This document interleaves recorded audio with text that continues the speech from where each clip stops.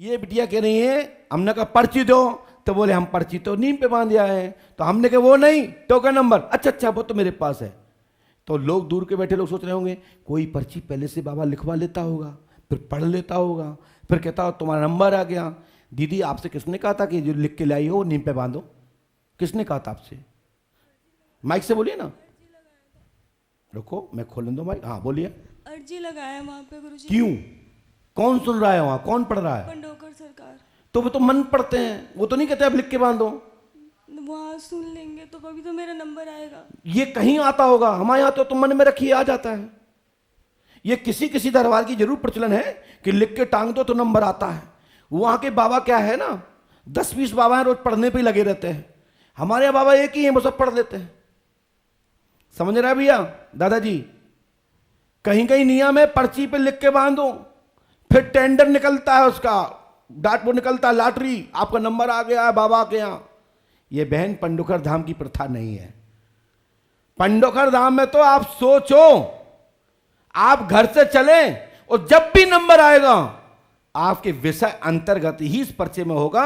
आपके पूछने या आपके बताने या लिख के लाने से या कहीं नोट कराने से नंबर नहीं आता बहन। आज ऐसा करा सो करा, जिंदगी में ऐसा मत करना। सुनाना है तो अंतर मन में बाबा के सामने खड़ा होना और मन ही मन प्रार्थना कर देना। और यदि बाबा को अर्जी लगानी होगी तो खुद ही आ जाएगा। ये पर्चा लिखाने से बांधने से नंबर नहीं आता बहन। इसका लोग गलत दुरुपयोग भी करते हैं। चाहे वो पंडोकर सका दरबार में आप अभी कोई छोड़ ले और फोन नंबर लिखा हुआ, उसने कहा कि हाँ तुम्हारा नंबर आ गया है, गुरुजी का आदेश आ गया है, 100 रुपया डालो, तुम हाल डाल दोगे? ऐसा नहीं करना। ना कहीं मोबाइल नंबर बांधना है, ना कहीं अपनी प्रश्न बांधना है, और कोई भी व्यक्ति यहां नहीं लिखवाता है। यदि आपको सुनाना है तो पूज्य श्री हाथीवान महाराज को मन में सुनाइए, हनुमान जी को मन ही मन प्रार्थना करिए। ये पर्चा लिखाना, नीम पे बांधना या कहीं डालना, नारियल में बांधना, अर्जी लगाना, ये फ्रॉड है। ये अंधविश्वास को बढ़ावा देता है और इसी यही ट्रिक से कई बाबा फल फूल रहे हैं और अपने आप को त्रिकालदर्शी बने हुए हैं। उसके पीछे लॉजिक होता है कि 50 पर्चियां जो बांधी जाती हैं उनमें से कुछ पर्चियां चोरी कर ली जाती हैं और फिर दिन में उन्हीं पर्चियों में से कुछ आगे पीछे करके उन्हीं व्यक्ति को बुला करके चमत्कार दर्शा देते हैं। समझिए हम क्या कहना चाहते हैं? एक बाबा बना दिया हमने, आप भी ऐसे पर्चा बना सकते लोगों के। कई बाबा हैं जो सोशल साइट पर समग्र साइट आईडियां डली हैं। जैसे आपने मोबाइल नंबर लिखाया और उनकी टीम बैठी, उसने फटाक से उसका जिला देखा, क्योंकि जो आपने नाम लिखाया, नाम मोबाइल, और फटाक समग्र आईडी में, परिवार आईडी में आ गया कि इसके घर में 20 नाम है, ये नाम इस आईडी से जुड़े हैं।